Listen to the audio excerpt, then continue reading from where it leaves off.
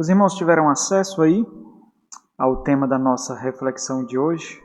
Para aqueles que não se lembram, nós temos uma série de exposições no Saltério.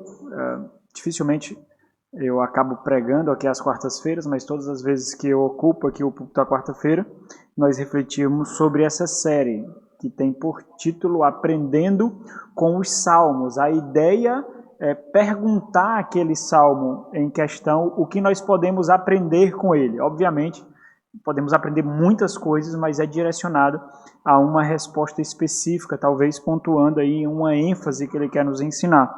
E o que nós aprendemos com o Salmo de número 80 é que Deus ouve o clamor do seu povo. E eu coloquei ali uma qualificação para isso, né? Apesar de tudo. E aí nós poderíamos desenvolver de inúmeras formas o porquê, apesar de tudo, Deus escuta a nossa oração, Deus escuta o nosso clamor, Deus escuta a nossa súplica. Deus, ele tem inúmeros motivos para não escutar a nossa oração, para não escutar o nosso clamor. O contexto em que o Salmo de número 80 ele é escrito e onde ele é colocado no saltério também realça essa característica. E eu quero descrever um pouquinho para vocês disso, para que vocês entendam a importância, né? Deus ouve o clamor do seu povo. Então, as crianças estiverem fazendo barulho, vão ter que sair. Asaf é o autor desse salmo. Nós encontramos pelo menos 4 Asafs em todas as Sagradas Escrituras, mas esse, como nós já observamos outra vez aqui no Salmo número 79, que também é o autor do Salmo, ele é o responsável pela adoração no culto ao Senhor. Foi separado por Davi, mas foi instituído ali na construção do templo. O tempo da composição desse salmo aqui não é fácil de ser identificado. Na verdade, não é explícito aqui. Nós observamos aqui algumas inclinações para nós entendermos um plano de fundo, e aí dá uma ideia do contexto em que esse salmo foi escrito, e esse contexto é muito importante para a gente perceber a ênfase do salmo. Esse salmo, o plano de fundo dele, ele aponta para os últimos dias do cativeiro. Pode ser os últimos dias do cativeiro sob a Assíria, do Reino do Norte. Então, se for isso, o povo de Deus está experimentando o juízo de Deus por causa da infidelidade, da desobediência, da quebra da lei. Mas também pode ser os últimos dias do Reino do Sul. Se for isso também, a mesma aplicação pode ser feita. O povo está experimentando o juízo de Deus por causa da desobediência. Mas também pode ser que o Reino do Sul, Jerusalém, ainda não caiu, mas o Reino do Norte caiu sob o Império Assírio. Então o Reino do Norte ele caiu ali, ele foi tomado em 722 a.C., e o Reino do Sul ele foi tomado apenas em 586 a.C. Então, se for esse plano de fundo, o Reino do Norte, todas as 10 tribos ali foram capturadas pelo Império Assírio. O Reino do Sul ainda se mantém em resistência, mas observando isso, ele clama a Deus para que Deus resgate os seus irmãos, apesar da divisão dos reinos ali, mas para que também aquele juízo não caia sobre Jerusalém, não tome Jerusalém. Independente de quais forem os contextos aqui, o plano de fundo aqui, o ponto principal é que eles estão experimentando o ataque e eles estão vendo se aproximando aí o inimigo, os oponentes, e eles entendem o que isso significa. E esse é o ponto mais importante. Eles vão experimentar o juízo de Deus e eles entendem perfeitamente o que isso significa, o que isso quer dizer. Eles não são alheios a isso. Se vocês observarem, eles não agem em autocomiseração. Eles não se fazem de vítimas aqui. Eles não oram ao Senhor com vitimismo. Então, é muito diferente as orações que nós fazemos hoje em dia das orações de lamento que nós observamos no saltério. Por exemplo, esse salmo aqui de número 80, assim como o salmo de número 79, é um salmo de lamento. É a alma gemendo diante de Deus. É a súplica por ajuda divina.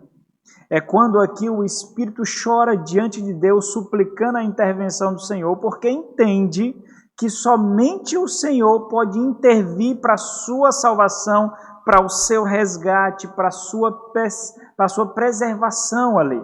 Então, eles entendem muito bem, e existem algumas configurações muito particulares para que nós observemos aqui um lamento, e aí, por isso que nós, observando aqui, a gente vai perceber que não se trata de vitimismo. Eles entendem o que eles fizeram.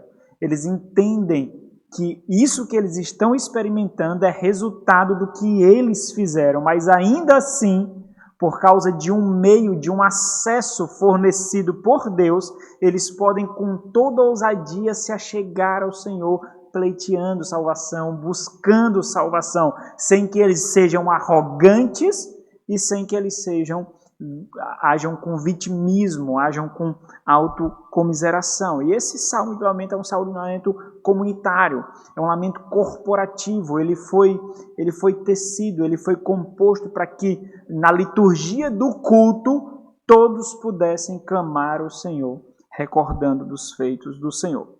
O salmo de número 80, se o contexto dele é importante, o local que ele ocupa dentro do saltério também é importante. Então, o saltério, os 150 salmos, são divididos em 5 livros. A ideia desses 5 livros, eles são agrupados para contar a história do relacionamento de Deus com o seu povo. O salmo de número 80, ele está situado no 3º livro. O 3º livro é o livro de dor, é o livro de juízo, é o livro de punição, é o livro sombrio, é o livro do cativeiro. Ele relata esse período sombrio do relacionamento de Deus com o seu povo. Então, quando Esdras, depois do retorno do cativeiro babilônico, quando Esdras compilou todo o saltério, organizou todo o saltério, ele, sob a influência, sob a inspiração do Espírito Santo de Deus, ele colocou especificamente esse salmo aqui para mostrar algo ao povo que estava retornando para Jerusalém, a mostrar algo sobre a aliança de Deus, sobre a fidelidade de Deus, sobre o acesso que aquele povo ainda tinha com Deus. Então, o povo está retornando, o povo está completamente descaracterizado. O povo era apenas uma pequena província do Império Medo-Persa. O povo não tem reino, o povo não é mais uma nação, o povo não tem estrutura nenhuma. O povo agora retorna para Jerusalém, a cidade completamente destruída, o templo completamente destruído, sob a liderança de Esdras e Neemias. Eles precisam ser ensinados sobre o relacionamento de Deus com eles.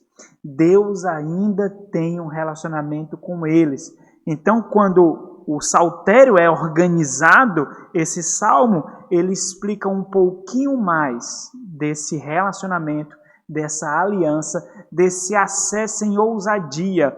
Isso é muito importante porque foram eles que fizeram isso. Foi a desobediência desse povo, foi a obstinação desse povo, foi a dureza de coração desse povo.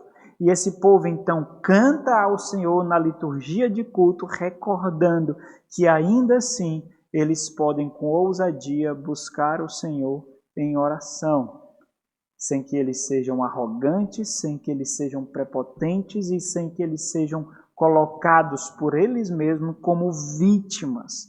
Então, é isso que a gente aprende aqui no Salmo de número 80. Deus não tapa os ouvidos para a súplica do seu povo, sob quaisquer circunstâncias.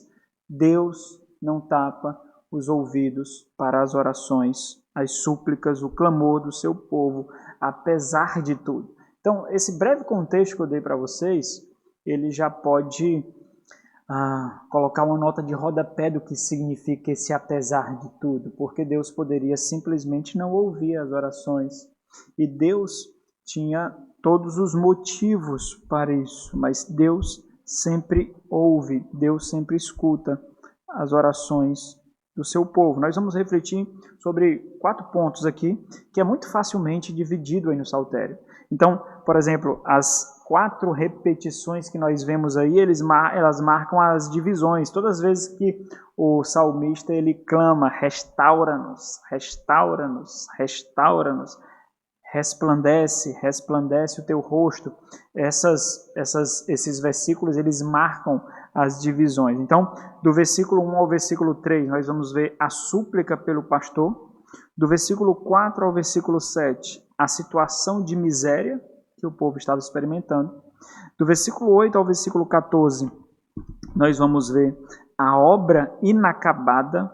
E do versículo 15 ao versículo 19, a promessa de fidelidade. Então, o tema da nossa reflexão, Deus ouve o clamor do seu povo, apesar de tudo. O tema de hoje ele faz referência a tudo que envolve esse saltério, tudo que envolve esse salmo, salmo número 80. Não o que ele descreve especificamente, mas todo o contexto que envolvia aqui. Mas não apenas o contexto em que ele aponta aqui, mas a estrutura que ele é colocado no saltério. Aqui, o próprio povo reconhece a sua culpa. Aquilo que eles estão experimentando é resultado das escolhas que eles fizeram, das decisões dele. Olha o versículo 4, deixa isso bem claro quando ele clama: ó Senhor, Deus dos exércitos, até quando estarás indignado contra a oração do teu povo? A ideia aqui que eles têm, nós vamos ver um pouquinho mais na frente, é de que o Senhor não escuta as orações dele. É que o Senhor não está ouvindo as suas orações, porque essa é a máxima do Salmo. Proximidade do Senhor significa proteção para o povo. Quando nós nos distanciamos de Deus, nós experimentamos perigos. Então, isso também serve como uma placa de alerta para a nossa vida cristã, para a nossa experiência com Deus. Quando nós nos distanciamos do Senhor, nós enfrentamos perigos, nós ficamos suscetíveis a feras, nós não enxergamos armadilhas, nós não vemos obstáculos, nós não vemos salteadores no caminho. É por isso que com Deus, Salmo 23, com o pastor, o vale da sombra da morte é o caminho mais seguro que existe, porque nós temos um guia, nós temos um condutor, nós temos um pastor. O vale da sombra da morte é vale da sombra da morte para quem não anda com o pastor, para quem não tem o guia. Quando nós estamos com o guia, nós vemos os salteadores, nós vemos as feras, nós vemos os buracos, nós vemos as armadilhas, de tal forma que é o nosso lugar mais seguro, é o vale da sombra da morte, quando nós estamos com o pastor. Quando nós não estamos com o pastor, nós somos cegos, nós somos surdos, nós não discernimos. E aí até os nossos lares, até o nosso ambiente de trabalho é o grande vale da sombra da morte, porque ali está o nosso maior perigo, porque nós simplesmente estamos desprotegidos. Então, algo muito característico aqui é que, nesse Salmo número 80, é que eles só estão experimentando essa desgraça porque eles se distanciaram do Senhor. E eles estão suscetíveis às ameaças, ao perigo, ao mal. E o interessante é que o Salmo ele é marcado por diversas súplicas aqui. Volta, chamando o Senhor para que o Senhor volte ao encontro do seu povo. Nós vemos isso no versículo 3, versículo 7, versículo 14, especificamente traduzindo não como restaura-nos, mas como volta, né? Especificamente traduzindo dessa forma, mas as 3 vezes que aparece, as 4 vezes que aparece, versículo 3, versículo 7, versículo 14, versículo 19, ele é a mesma expressão, restaura-nos ou volta para nós. O termo aqui, ele descreve uma mudança de ação. Deus está derramando juízo sobre o povo. Deus está punindo o povo. O povo está suplicando para que, e aí essa é a ideia do termo utilizado quando diz restaura-nos, a ideia de volta. Por quê? Porque à medida que Deus se afasta, o povo fica desprotegido, então os inimigos atacam. Isso acontece na nossa vida de inúmeras formas. Se afasta da igreja, se afasta das disciplinas espirituais, se afasta da comunhão dos santos, se afasta do pastoreio, você estará desprotegido. Satanás, que está ao seu derredor, buscando uma oportunidade para lhe tragar, enviará as suas hostes infernais. A sua própria carne perceberá que não há proteção e então se deleitará no mais profundo prazer da carnalidade. E à medida que isso acontece, mais e mais você se distancia do Senhor. Então a experiência do povo, numa linguagem até figurada, a ideia de que à medida que os inimigos se aproximam, eles só se aproximam porque eles não veem Deus. Eles não veem os muros, as cercas de proteção. Eles não veem segurança. E quanto mais eles se aproximam, quanto mais eles não veem, mais eles chegam e fazem aquilo que eles tanto desejam. Mas tem um ponto aqui muito gritante aqui. Eles suplicam para que o Senhor retorne, para que o Senhor retroceda, para que o Senhor se volte para eles. Quando, na verdade, eles desejam aquilo que eles mesmos deveriam fazer. Eram eles que deveriam se voltar para o Senhor. Eram eles que deveriam converter a direção, o curso da sua vida. E a ideia de conversão no Antigo Testamento é muito diferente do Novo Testamento. De conversão no Novo Testamento é uma experiência mística. A ideia de transformação em outro ser. É algo místico mesmo, é algo espiritual. É óbvio que isso também acontecia no Antigo Testamento, mas no Antigo Testamento a linguagem é outra, porque no Antigo Testamento a expressão de conversão era obediência à lei de Deus.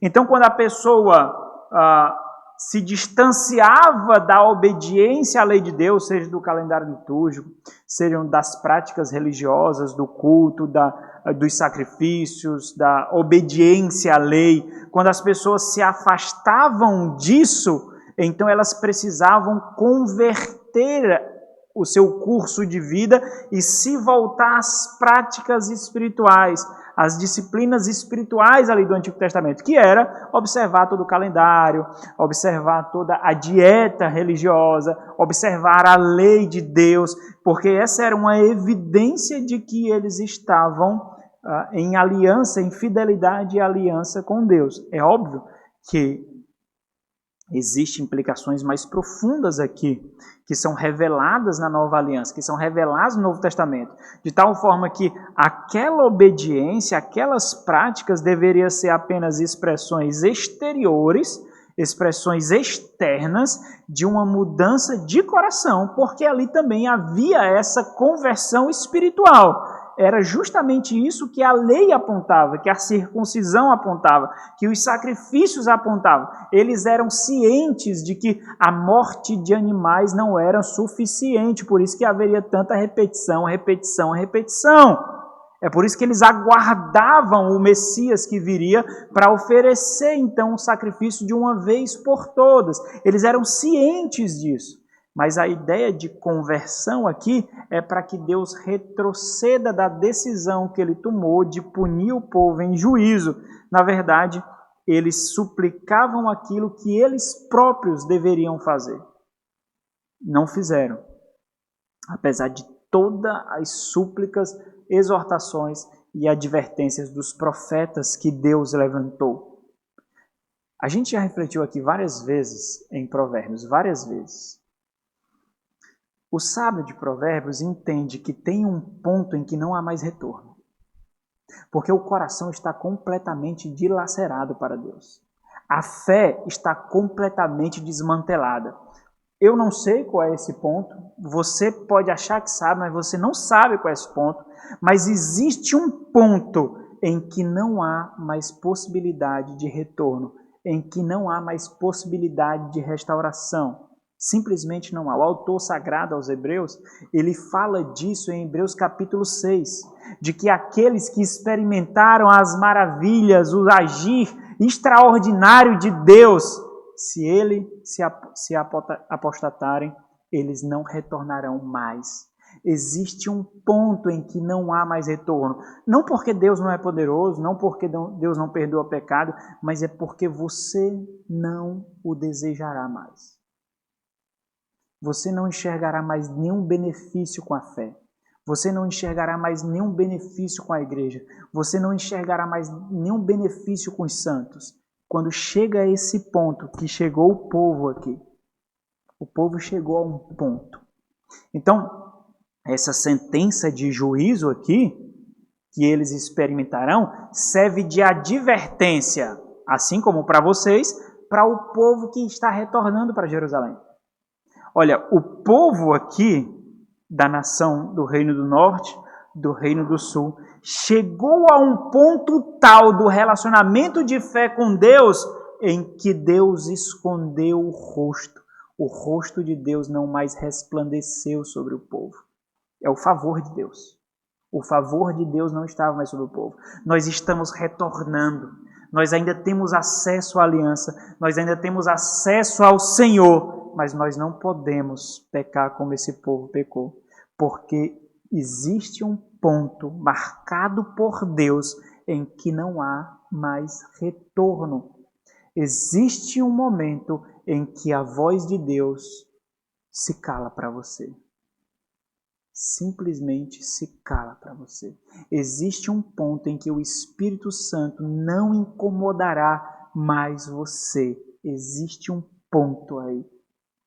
Eu não sei, você não sabe. Aquele que está ao seu lado também não sabe. O seu cônjuge não sabe, os seus pais não sabem. Mas existe esse ponto. E esse povo experimentou isso. Então isso quer dizer que Deus responde ao quê? Deus responde à fidelidade. Deus responde ao coração contrito. Deus responde ao coração quebrantado. A conversão de curso aqui deveria ser realizada não por Deus, mas pelo povo.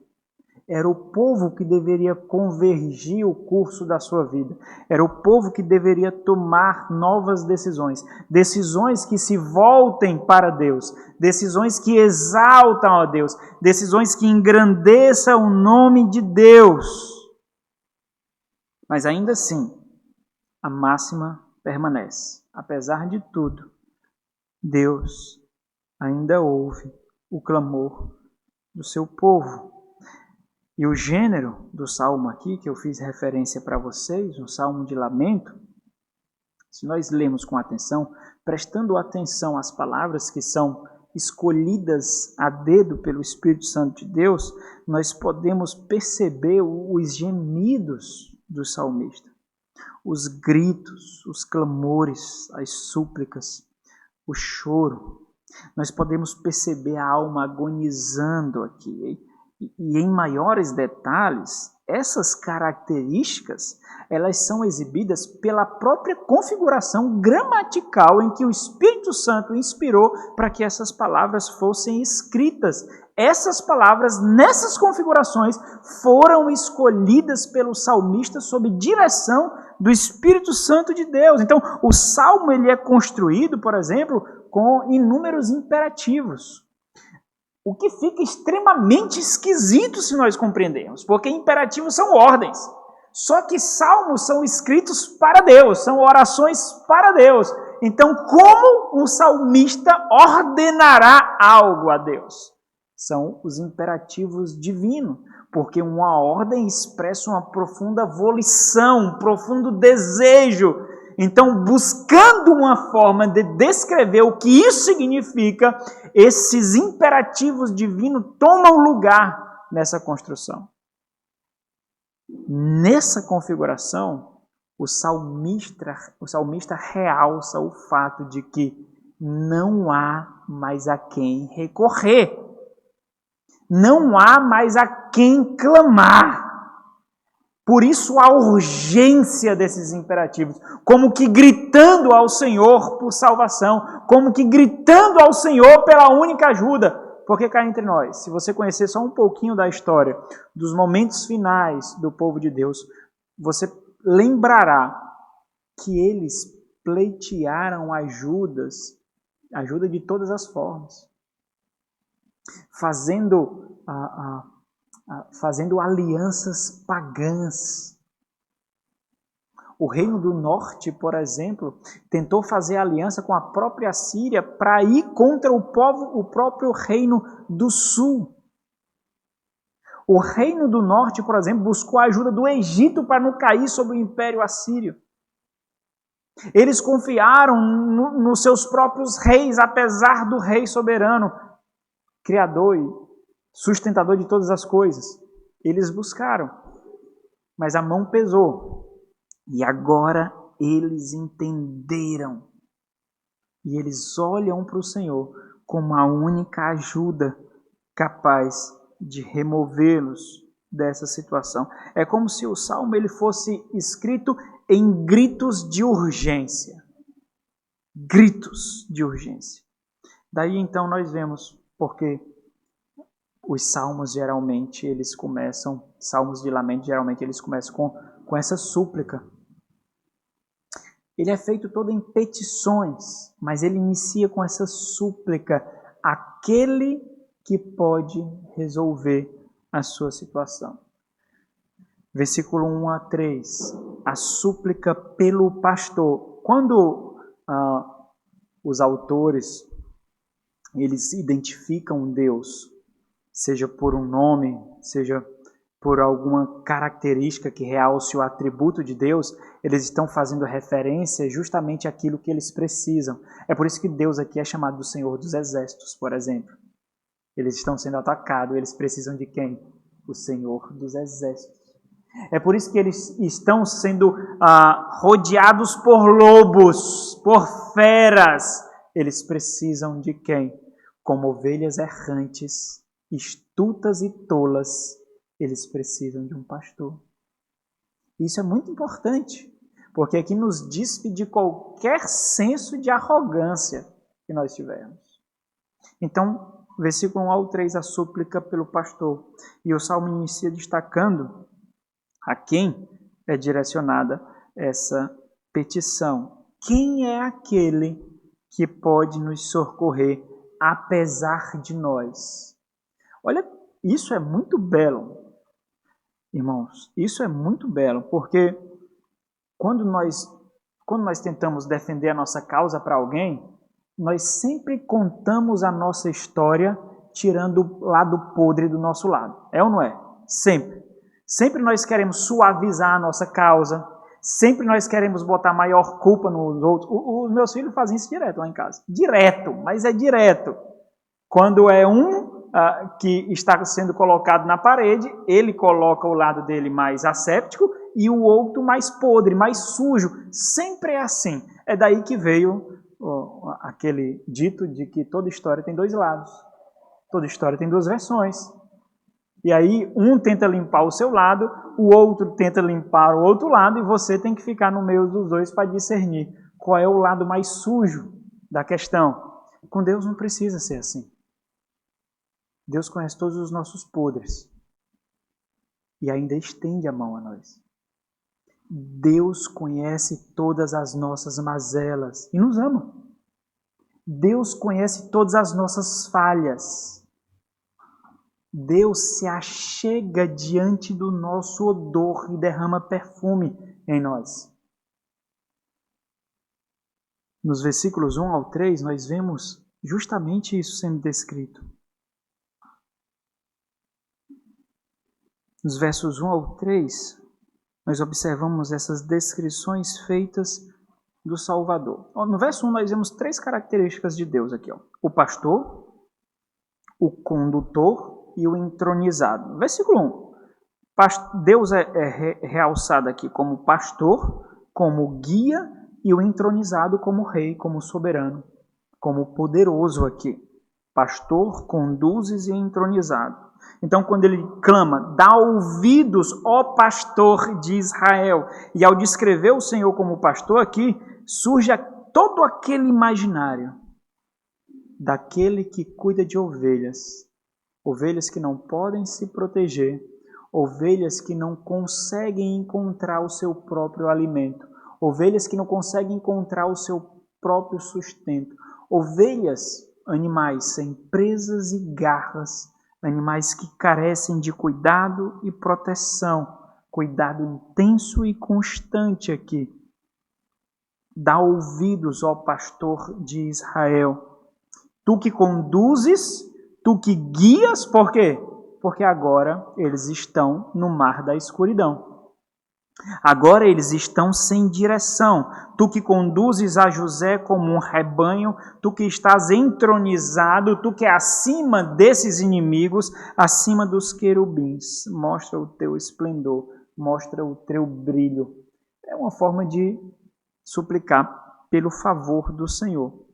Perante Efraim, Benjamim e Manassés, Efraim e Manassés fazem parte do reino do norte, Benjamim faz parte do reino do sul. Daí então difícil entender qual é a configuração do contexto aqui.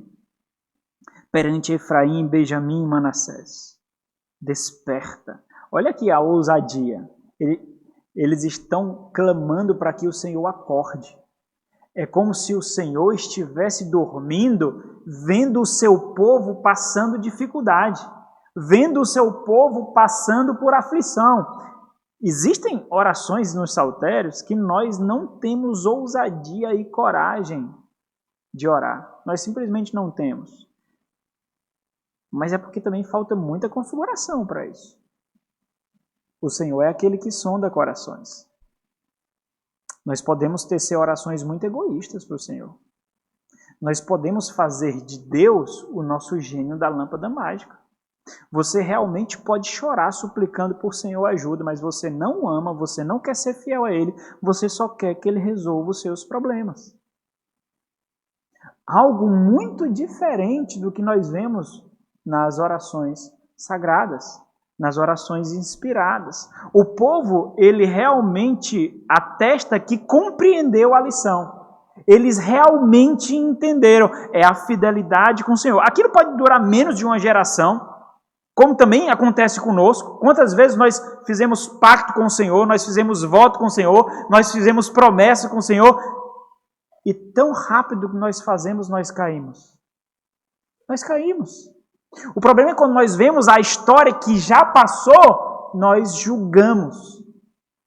Mas o povo de Israel é um povo de coração duro, povo obstinado, povo rebelde. Quantas vezes o povo experimentou maravilhas e maravilhas de Deus e ainda assim o povo se mostrou de coração rígido, duro. Com muita facilidade nós fazemos esse julgamento. É o mesmo julgamento que nós fazemos das pessoas ao nosso redor. É o mesmo julgamento quando nós queremos nos parecer mais assépticos, limpinhos, santos. É o mesmo julgamento. Muda o contexto, muda o tempo, mas é o mesmo julgamento. Nós temos esse desejo de nos parecer melhores, seja com os nossos filhos, porque são melhores do que outros, seja com o nosso cônjuge, porque se porta melhor, seja com nós mesmos, nas nossas disciplinas espirituais, seja nos nossos estudos, seja na nossa profissão. Nós temos esse desejo de tocar o trono exaltado de Deus com o nosso senso de superioridade. Nós temos isso encravado em nós. Mas quando nós vemos o salmista se achegando ao trono da glória, o salmista ele está completamente despido, ele está nu, porque as suas vestes foram arrancadas dele.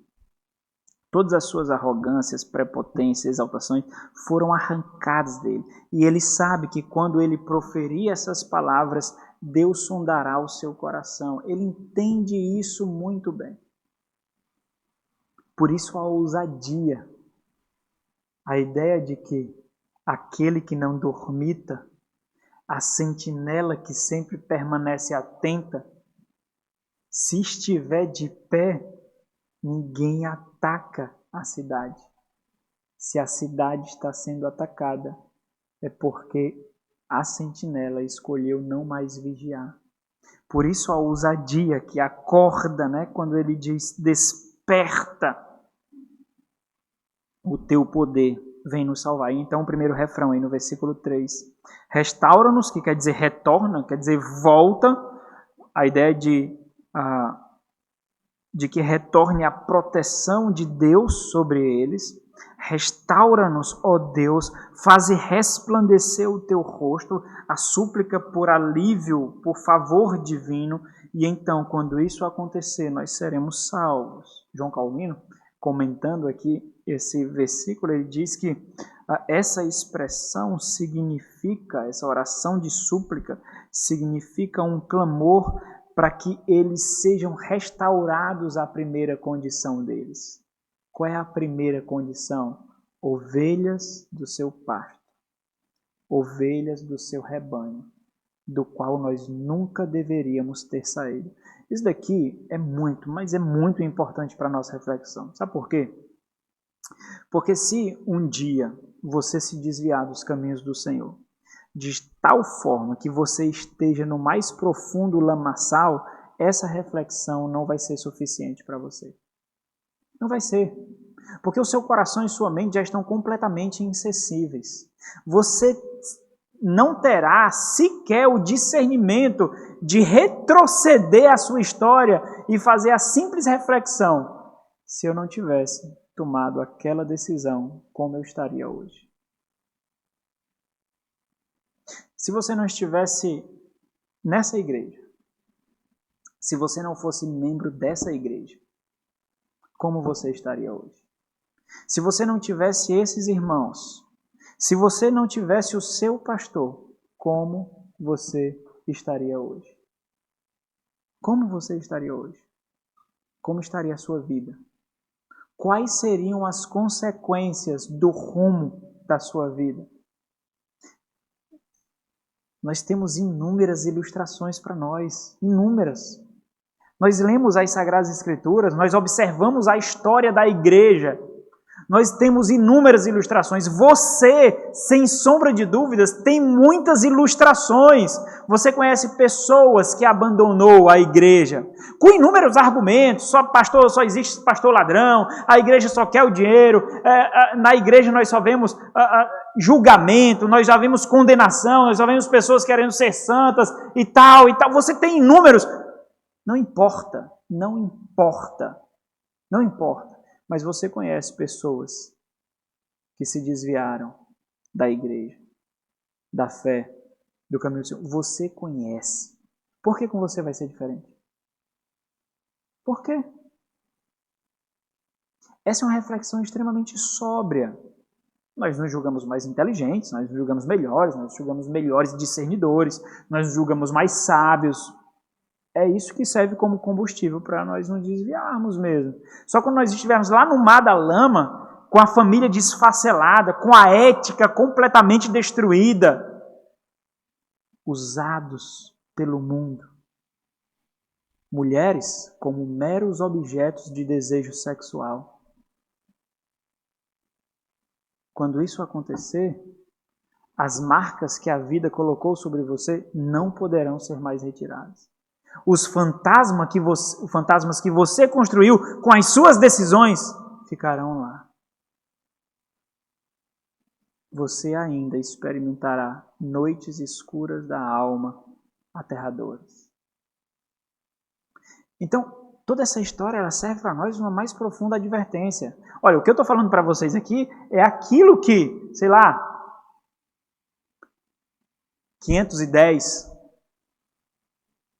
500 e 510 a.C., quando o povo retornava do cativeiro babilônico, Esdras e Neemias estavam contando para o povo. Olha o que aconteceu. Esse povo se lambuzou na sua carnalidade. Esse povo se lambuzou na sua glutonaria. Esse povo se lambuzou com seus ídolos, com as suas religiões. Olha o que aconteceu. Se fizermos as mesmas escolhas, teremos os mesmos resultados. Então o povo está ensinando. que eu estou ensinando para vocês aqui. O povo, Esdras e Neemias, 2.500 anos atrás, também estava ensinando lá para o povo. Vocês não são melhores. Vocês não são mais espertos. São ovelhas, tolas, desprotegidas, frágeis.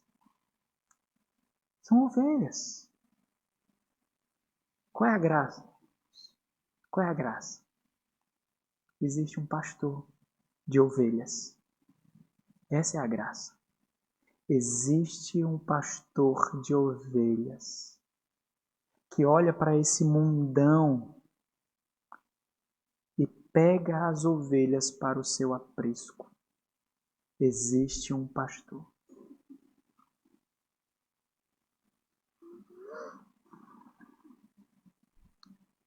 Versículo 4 ao versículo 7. A situação do povo. Aqui é a descrição do estado de miséria. Estado esse de miséria, essa descrição do estado de miséria, feita pelo próprio povo que atesta a sua própria culpabilidade aqui. O que chama a atenção é justamente o fato de agora, sob as mãos pesadas de Deus, eles estarem observando que estão distantes do cuidado do Senhor e que isso é resultado da escolha deles, das escolhas que eles fizeram. Quando ele diz, o versículo 4, como nós lemos, ó Senhor, Deus dos exércitos. Então, observe como eles descrevem Deus, é aquilo que ele precisa. Ó Senhor, Deus dos exércitos, até quando estarás indignado contra a oração do teu povo? A ideia de que a oração impenitente, a oração infiel, a oração arrogante, a oração egoísta causa repulsa aos ouvidos de Deus. Existe um dito popular que diz: ou você vai a Deus pelo amor, ou você vai a Deus pela dor. Não é? Existe um dito: ou você vai a Deus pelo amor, ou você vai a Deus pela dor. Deus opera milagres maravilhosos no nosso coração quando nós passamos por dificuldades. Nós nos tornamos mais sensíveis, nós refletimos melhor sobre o valor da vida, nós analisamos o que é felicidade de fato, nós analisamos que nós não podemos reter nada deste mundo, simplesmente as felicidades que nós construímos, sucesso que nós construímos são removidos das nossas mãos com a facilidade absurda. Então Deus opera maravilhas mesmo. Mas a probabilidade de nós buscarmos a Deus no sofrimento em completo egoísmo é absurda. Porque nós queremos ser livrados do juízo. Nós queremos ser libertos da punição. Nós queremos ser libertos dos resultados das escolhas erradas que fizemos. Daí então, porque existe um mundo de pessoas que fazem inúmeras promessas e promessas no catolicismo. Promessas e promessas e promessas. Porque na verdade essas pessoas não amam a Deus. Elas querem sair impunes. Elas não querem as consequências das suas decisões. Mas elas não amam o Senhor. Então a probabilidade de nós buscarmos a Deus de forma egoísta na dor é absurda. Se você amou de fato, por que você não ouviu a voz suave do bom pastor quando lhe chamou? E por que você escuta as chicotadas dele agora? Então o Senhor que responde à oração é o mesmo Senhor que prova os corações. É o mesmo Senhor que prova os corações. Ó Senhor, Deus dos exércitos, até quando estarás indignado contra a oração do teu povo? E observa que uma parte do juízo experimentado aqui por esse povo, do seu estado de miséria, é a própria sensação de que Deus não ouve. Isso é sofrer sem esperança, irmãos. É quando você clama ao Senhor, mas parece, como disse C.S. Lewis, é como se Deus estivesse do outro lado da porta, trancada por inúmeros ferrolhos, ele simplesmente não atende. É muito diferente de quando você está passando por angústias absurdas, mas você tem a plena convicção de que você está sendo ouvido. A sua voz está sendo escutada. Existe uma mão estendida a você e por você. É muito diferente. Então, parte do juízo aqui é essa sensação profunda de que ninguém escuta, de que ninguém ouve. Deus simplesmente não nos ouve. Simples assim. Por isso, então, os clamores. Dá-lhes, versículo 5, versículo 6, é uma afirmação do que eles mesmos estão experimentando agora, descrevendo essa situação de miséria. Dá-lhes a comer o pão de lágrimas e a beber copioso pranto, ou seja, noite e dia o nosso alimento é tristeza, sofrimento, angústia e dor. E eu não estou dizendo que isso, quando nós passamos situações assim, eu não estou dizendo que isso não é verdadeiro. É óbvio que é verdadeiro. Lágrimas são lágrimas. Dores são dores. Angústias são angústias. Mas o ponto é, que porta elas abrem?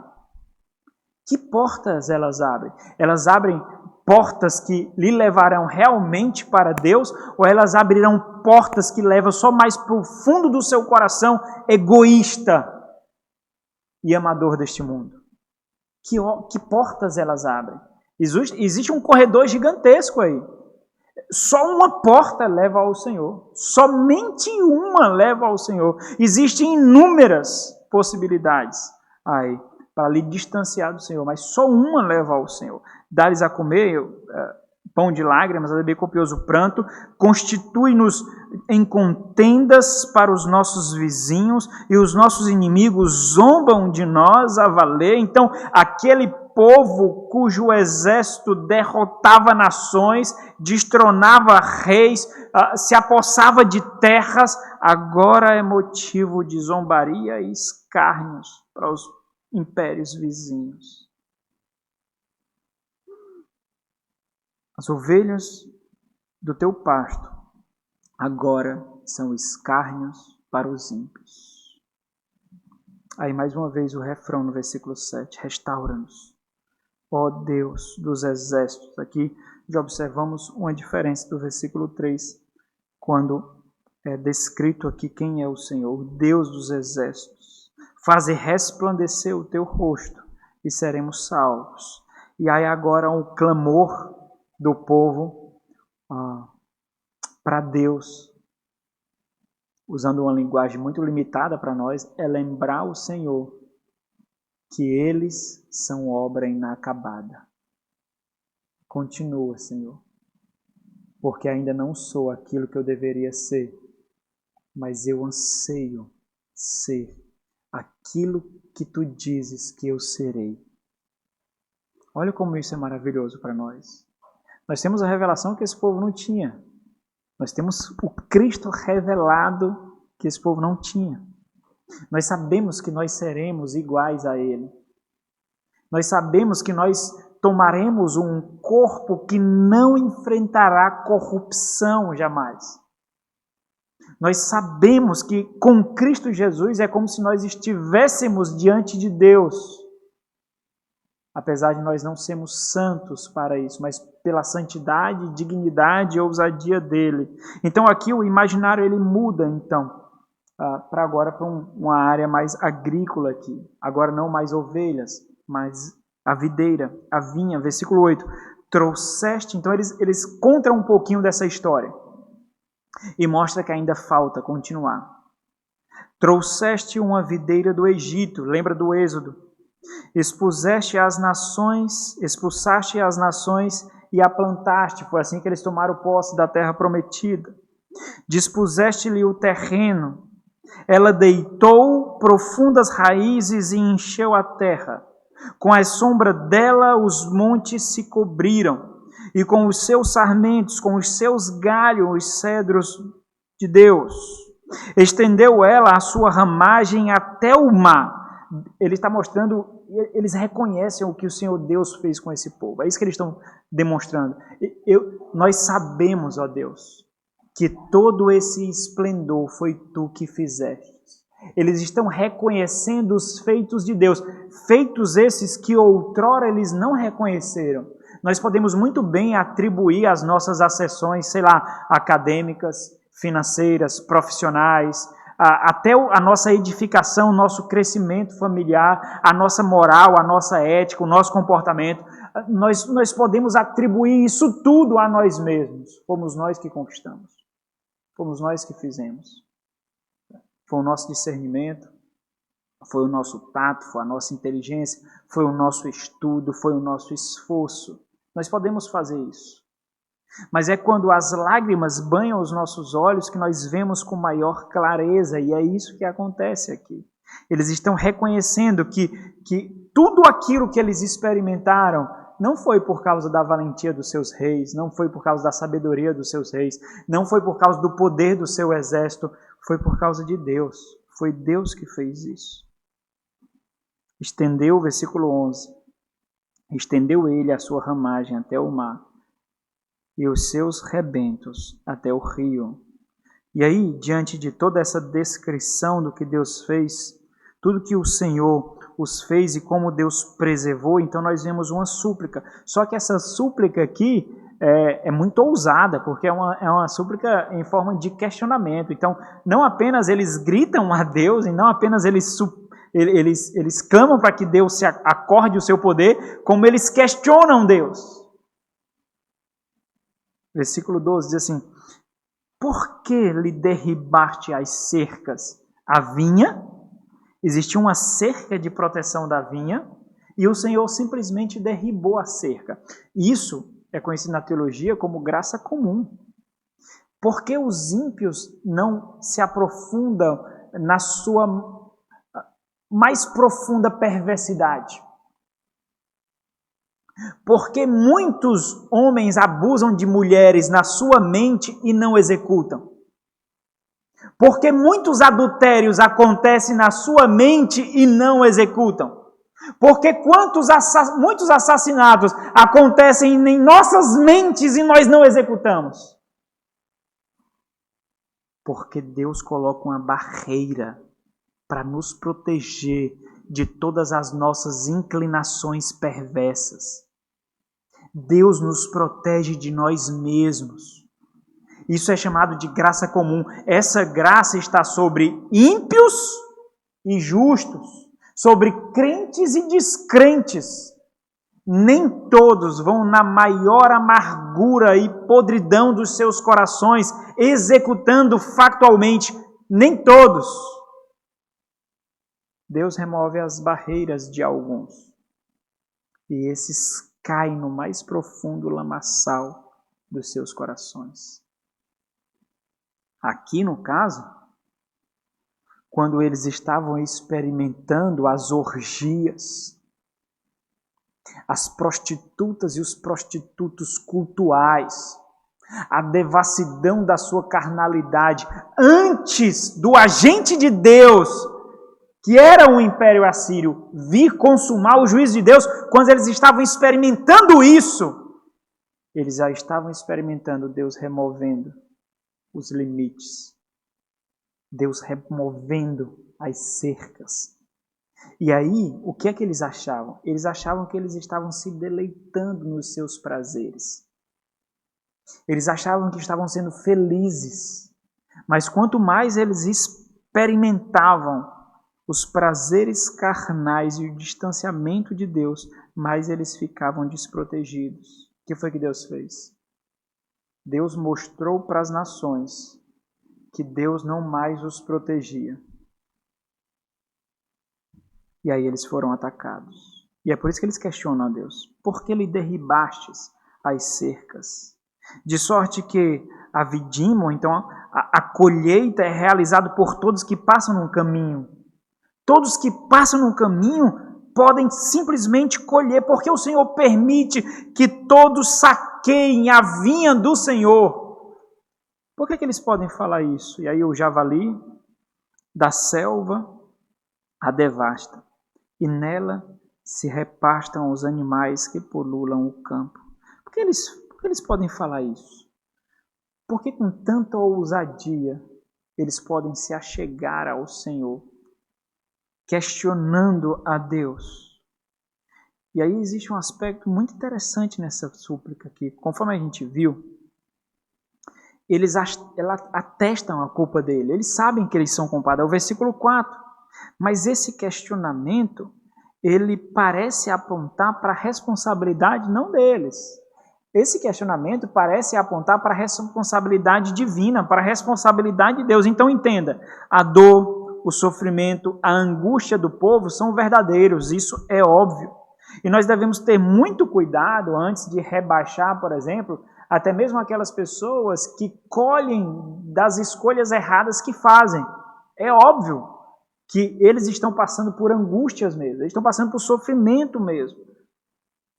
Mas, em uma situação muito diferente, nós devemos discernir as dores, os sofrimentos e as angústias egoístas e inférteis.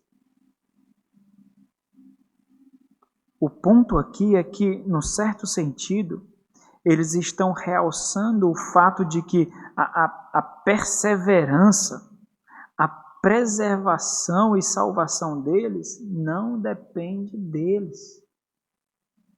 Depende de Deus.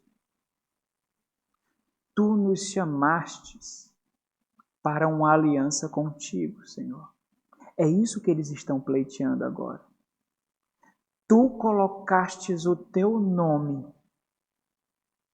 em aliança conosco. Tu escolhestes nos salvar não por causa de nós, mas apesar de nós. Meus irmãos, essa daqui é uma das obras mais interessantes da oração de súplica. É quando nós oramos pleiteando a Deus nas promessas dele. Os puritanos faziam isso demais. Mesmo diante dos resultados nocivos das escolhas erradas que fazemos, o nosso coração, espremido pelo Espírito Santo de Deus, em súplica por fidelidade do Senhor, faz com que nós respondamos em fidelidade a Deus, entendendo o valor do pacto, entendendo o valor da aliança, entendendo que a nossa preservação, a nossa perseverança, a nossa salvação não depende de nós. E aí nós podemos dizer aqui como povo, agora nós sabemos disso. Talvez você não saiba, talvez você ache que você lê a Bíblia o quanto deveria ler, talvez você ache que você faz escolhas certas como deveria fazer, talvez você ache que você se desvia do mal como deveria desviar, talvez você ainda ache isso. Mas existe um ponto de reflexão que é o nosso maior descanso e contentamento. A nossa salvação não depende de nós. Porque se a nossa salvação dependesse de nós, nós perderíamos no piscar de olhos. Nós perderíamos instantaneamente. Existem muitas igrejas, muitos irmãos que infelizmente naufragam nesse entendimento de que enquanto estão observando as práticas espirituais, enquanto estão observando as disciplinas espirituais, enquanto não estão pecando, esses estão salvos. Mas quando tropeçam, esses perderam a salvação. Não há descanso nisso. Há mais profunda angústia. Essa ousadia de oração aqui é justamente pleiteando nesse fato. Isso aconteceu conosco de forma ainda mais evidente em Cristo Jesus. Nós não somos justos diante de Deus por causa de alguma justiça encontrada em nós ou realizada por nós.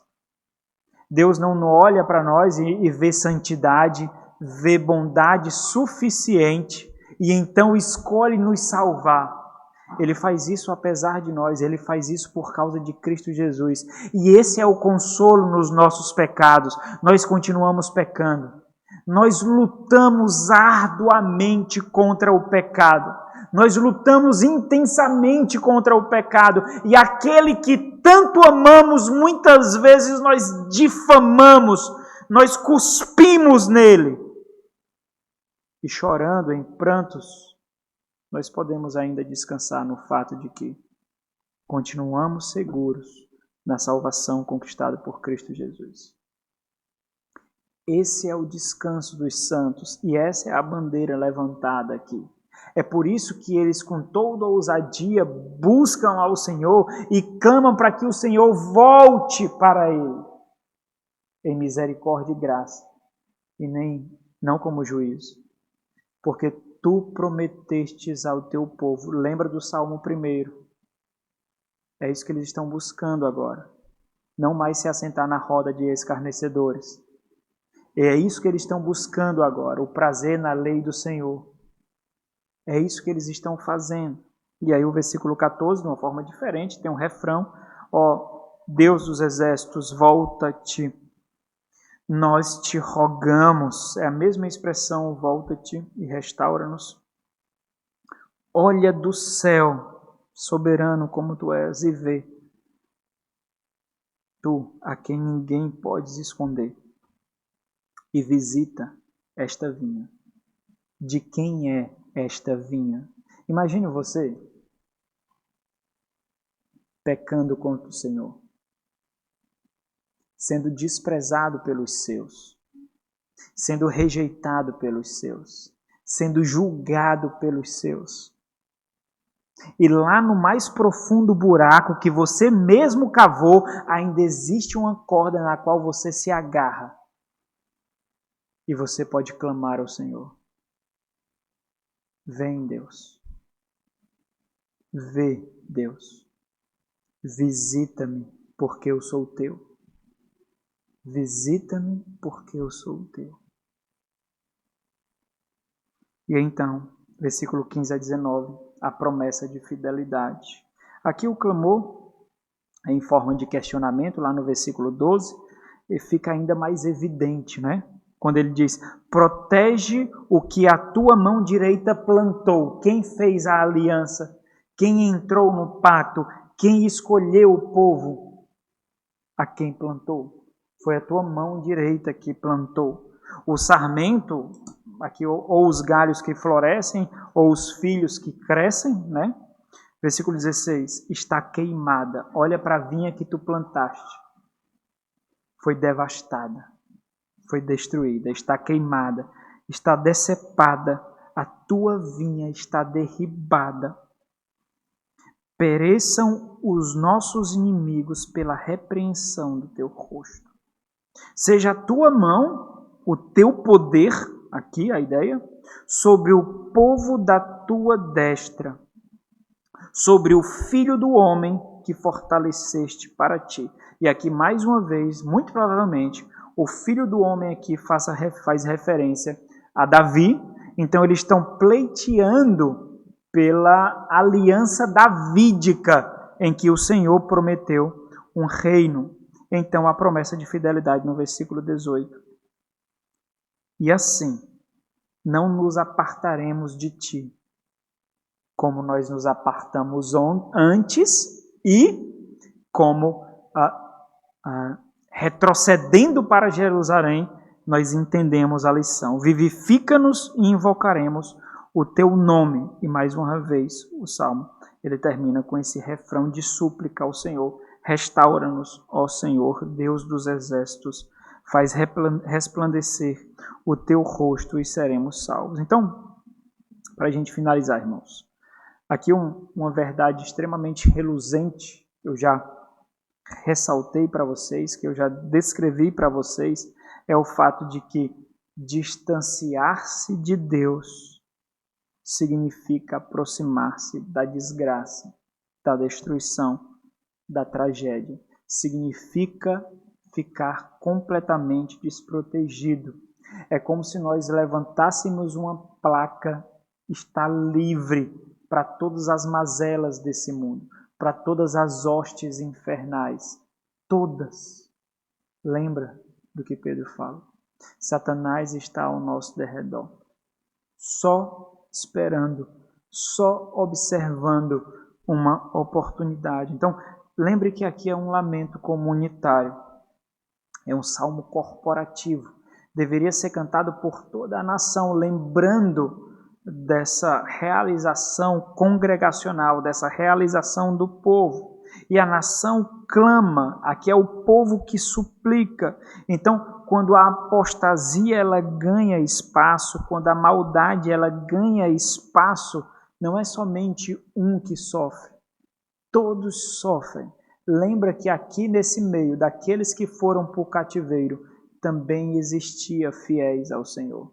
E eles acabaram colhendo as escolhas de toda a congregação.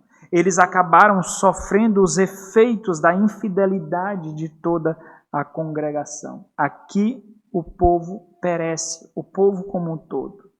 Mas ainda assim, o Senhor dá ouvidos, o Senhor inclina os seus ouvidos para o seu povo. E embora o contexto aqui seja muito específico, eu realcei para vocês aqui, essa verdade ela prevalece.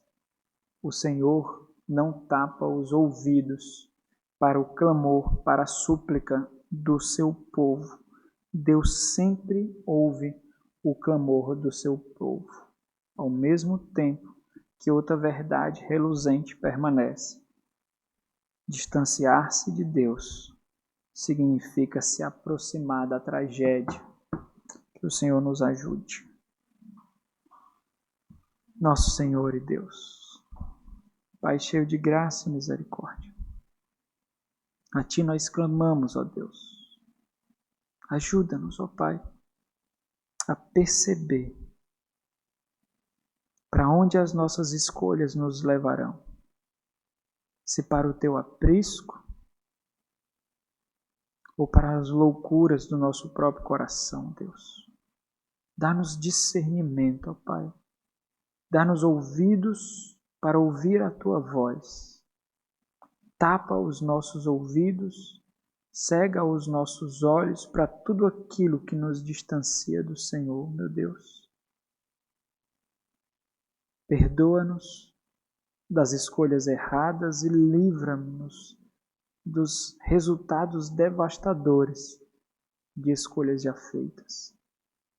Guarda-nos para Ti, ó Deus, não por causa de nós, mas apesar de nós, por causa do Teu Filho, do perdão conquistado na cruz por Jesus Cristo. Amém.